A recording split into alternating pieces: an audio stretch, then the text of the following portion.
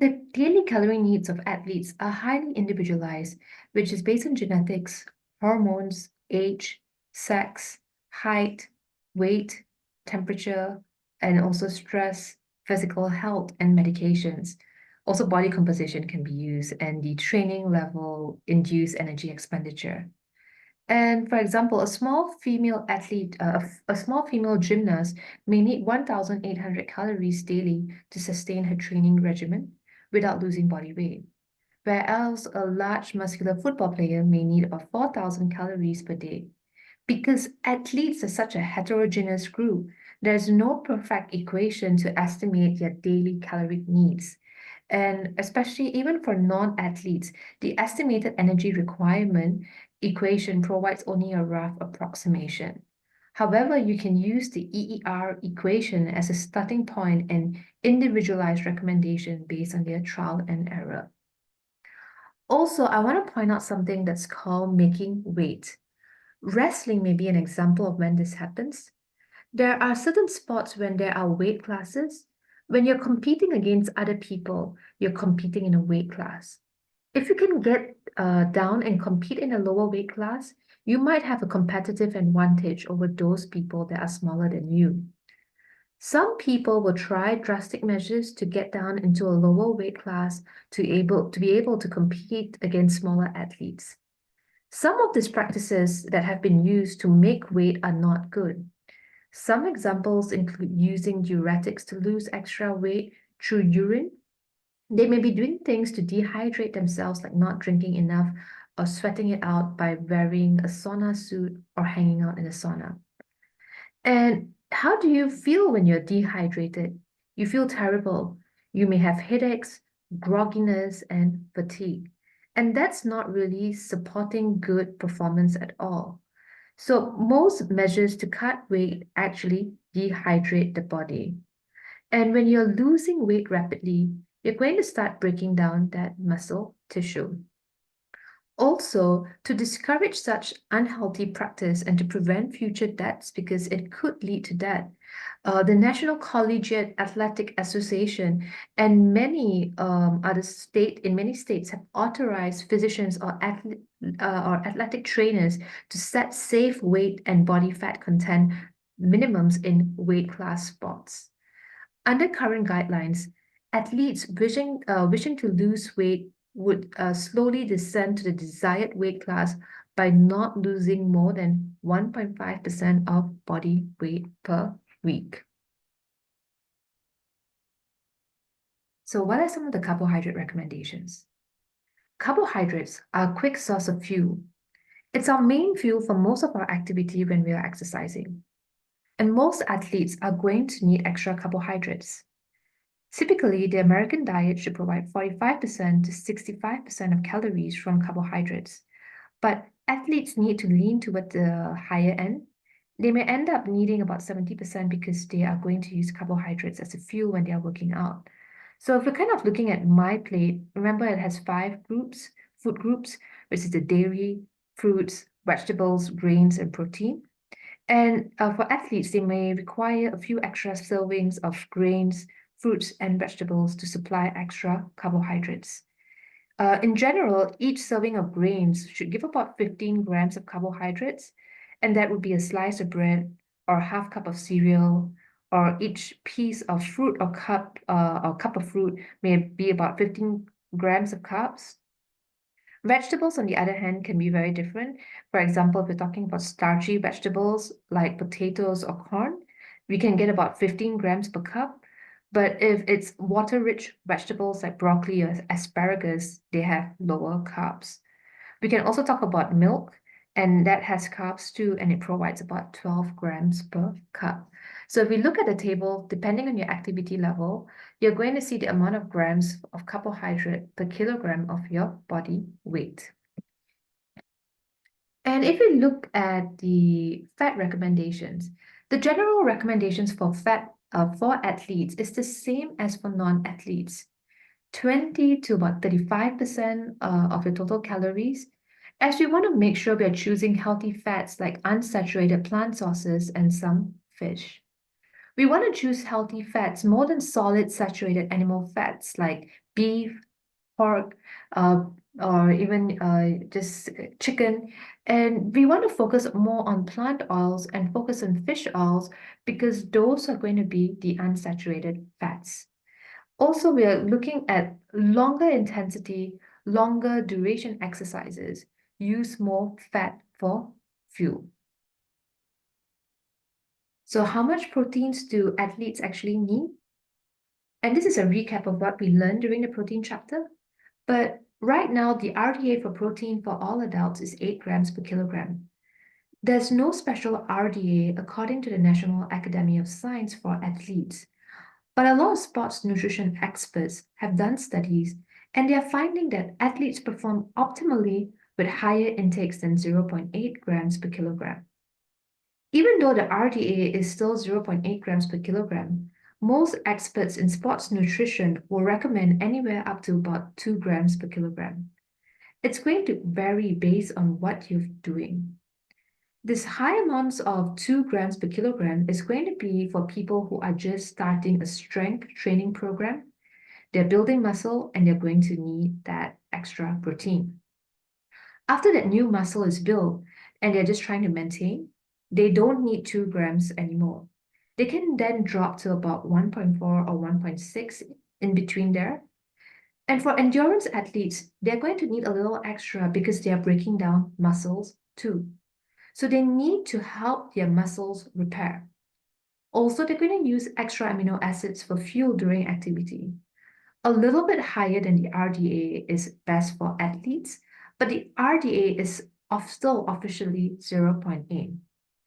Even though this sounds like a lot, it's not a lot. Most of us are probably getting that much without even trying.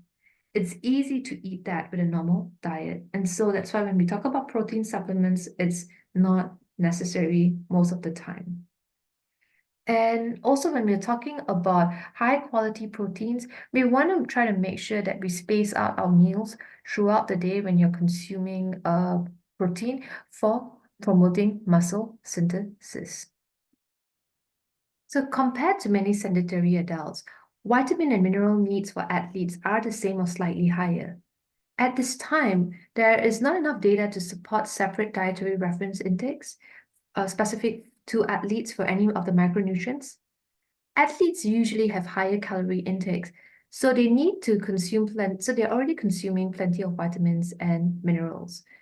An exception is athletes consuming low-calorie diets, less than 1,200 calories or less, as seen with some female athletes participating in events in which maintaining a low body weight is crucial. These eating patterns may not meet the requirements for B vitamins and other micronutrient needs.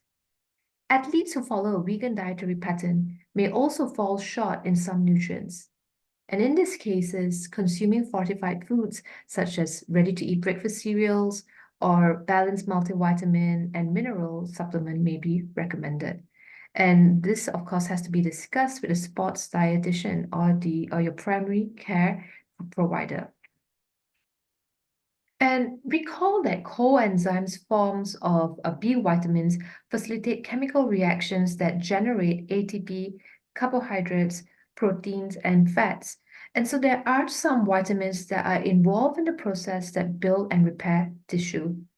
Although no separate DRIs have been set, athletes may need more than the current RDA for B vitamins such as your riboflavin and also vitamin B6.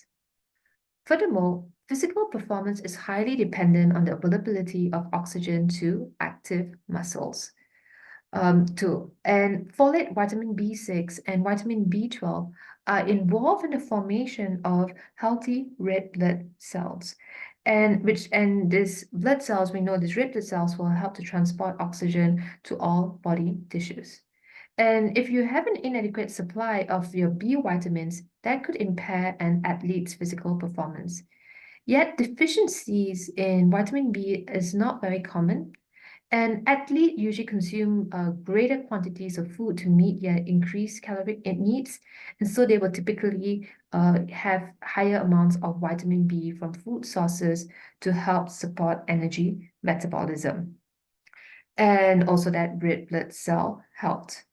And so taking more than the RDA for vitamin B is not going to likely enhance performance. Also, we can talk about antioxidant nutrients. And they are really important because you're putting a lot of stress on your body and you're using a lot more fuel. So we are creating more free radicals and you need more antioxidants to combat that. And remember that we talked about antioxidant nutrients, and they are your vitamin C, A, C, E, among a broader variety. And especially when you talk about vitamin E and C, that's why athletes have a slightly higher need. And so when we can look at some of the foods, they are basically fruits, vegetables, whole grain breads and cereals, and also vegetable oil. And you do not need a supplement, but if you just consume your fruits and vegetables, you should be able to get enough vitamin C and E. And we can also look at iron, and it's important for blood health. And we need our blood to be healthy. We need our red blood cells to get oxygen to our cells so that we can use that oxygen for metabolizing fuel. And for example, especially if somebody is iron deficient or if you have anemia, that's definitely going to affect your performance because you're not getting enough oxygen to your cells. Spots anemia and iron deficiency anemia are not the same thing. Iron deficiency anemia is when you're getting enough and your red blood cells are unhealthy. They don't have enough hemoglobin and they can't transport oxygen very effectively. When you first start a sports training program, sports anemia is pretty common. It's not really true anemia. It just means that your blood volume has expanded. So your red blood cells are diluted in your blood. It looks like your red blood cells levels are low, but just because your plasma volume has expanded. So this is a temporary condition. It doesn't affect your performance. You can't really tell by looking at your blood if it's spots anemia or iron deficiency anemia. So it's a good idea to screen for these things as we go. Women are particularly at risk because of menstruation. Sometimes athletes in general have some GI bleeding, so gastrointestinal tract bleeding. It sounds terrible, but as you run, it's pretty common to have a little GI bleeding from the stress of exercising. Also, when your feet strikes the ground, that can break your red blood cells and create a little hemolysis, so your red blood cells break apart. Athletes are at higher risk for anemia for these reasons. If there's a weight restrictive spot, people who aren't getting enough calories might be restricting good sources of iron, so they might be low. So just focus on iron-rich foods to prevent it. Once iron deficiency anemia occurs, can you fix it with food? You can't. Once you get anemia, you need to take supplements to fix it. It's something to check and something you should screen for periodically throughout the season for athletes. And especially when taking iron supplements, we want to make sure that it's not too high because it can also have toxic effects. And it also has been shown to have negative impacts on performance. And we can also talk about calcium because calcium deficiency increases the risk of stress fractures. And we know that bone health is super important for athletes. You're putting stress on their bones when you're kind of engaging in physical activity, and that helps to build strong bones. But they need the raw materials available to do that. They need to have calcium and other bone minerals. They need to have enough vitamin D to absorb calcium. Another important thing about vitamin D in athletes is that it helps for your muscles to be healthy. It's important for muscle synthesis, and athletes don't get enough vitamin D might have frequent muscle injuries. We also know that B6 is important for energy metabolism, as calcium is important for your bones, especially for female athletes, because female athletes tend to not get enough. Women in general tend to not get enough calcium, but this could be the issue for men as well if their calorie intake and calcium intake is low. So we also saw the role that vitamin D plays in terms of helping to absorb calcium. And we have also found the relationship between vitamin D status and preventing injury. improving neuromuscular function, enhance muscle size, decrease inflammation, reduce the risk of stress and fractures. We also have noticed that vitamin D deficiency is a risk for athletes who train indoors and also for those who are living way further south and not from the equator. But a lot of data on research data on vitamin D is used as an ergogenic aid is not supported by science at the moment. And we will talk a little bit more about ergogenic aid in the later slides. And regarding fluid balance, as we sweat, we are losing some electrolytes. So it's important to replace sodium and potassium. You need fluid as an athlete because that's the main way you cool your body down. So it's going to help dissipate heat and prevent heat-related injuries like heat stroke. Also, it's going to transport nutrients and oxygen to all your cells. And so you need to have that fluid available. This is for the average adult, 9 cups of fluid per day for women, and 13 cups per day for men is recommended. For athletes, they are going to need more than that because they are losing extra in sweat. And just like calories, I can't give, there's no specific number. It's going to depend on each athlete. It's going to depend on the temperature, where they're exercising, and it's going to depend on how much they sweat. It also depends on how long they exercise. Lots of different variables are going on there. The idea is for athletes is to avoid losing more than 2% of body weight during exercise. Once you lose 2% of your weight as fluid, that's when you start to have symptoms of dehydration. Ideally, you would keep track of your weight loss from before and after your workout. Then from training, you would know how much you're sweating and about how much you need to replenish during activity and after activity. To replace a pound of weight loss, you need to drink about 2 or 3 cups of water. A pint is 2 cups, and that's about a pound. But you need a little extra because you're going to pee some extra out. So 2 to 3 cups per day is a general recommendation to replace a pound of weight loss. And we know that especially when you're dehydrated, it can lead to illness and death, and it can also decrease the endurance and strength performance. And we want to prevent that from happening, especially if you're engaging in physical activity in hot and humid environments. So again, another fake or fact. And thirst is a good indicator of hydration status. And what we actually see is that an athlete who drinks only when thirsty may take 48 hours to replenish fluid losses. After several days of training, an athlete relying only on thirst can build up a fluid debt that will impair performance. For healthy athletes, pale yellow urine is a good indicator that fluid needs are being met. So that is the fact. And we can also look at fluid replacement. For most people, if they just drink to satisfy their thirst, they are fine. For athletes, they're not going to get thirsty enough to replenish their hydration. They need to realize that they need to focus on hydration.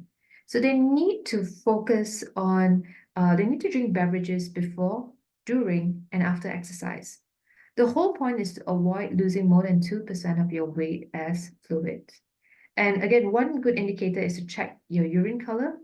It should be pale yellow straw color and not any darker than that.